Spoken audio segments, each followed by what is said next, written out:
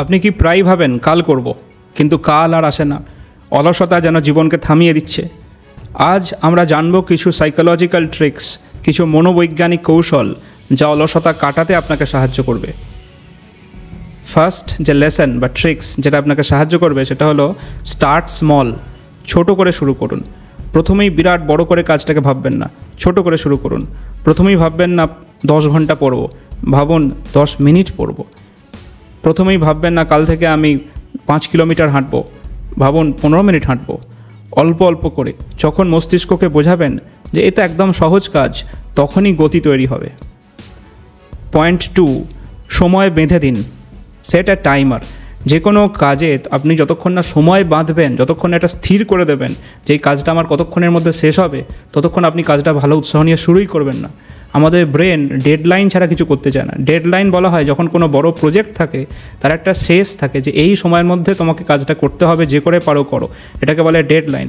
পরীক্ষার আগে ওই জন্য ছাত্রছাত্রীরা অত পড়াশোনা করে, কারণ তারা ডেডলাইন দেখতে পেয়েছে যে কালকে পরীক্ষা, আমাকে আজকে রাতের মধ্যে সব পড়ে ফেলতে হবে।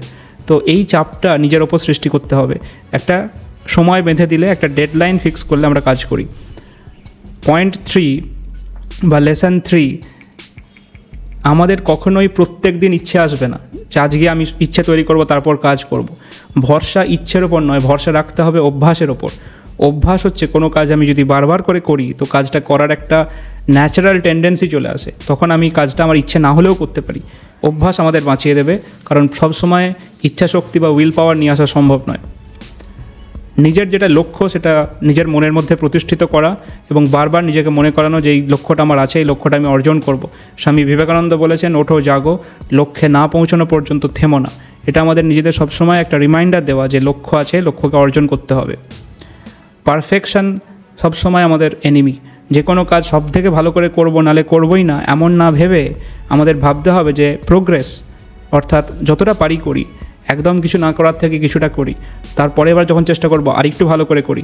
এইভাবে ক্রমাগত প্রোগ্রেস হতে হতে আমাদের কনফিডেন্স চলে আসে, কনফিডেন্স আসে, সাকসেস আসে। তো আমরা সবসময় এই কথাটা মনে রাখবো যে আমার পারফেকশন চাই না, আমার শুধু প্রোগ্রেস চাই, উন্নতি হলেই হবে।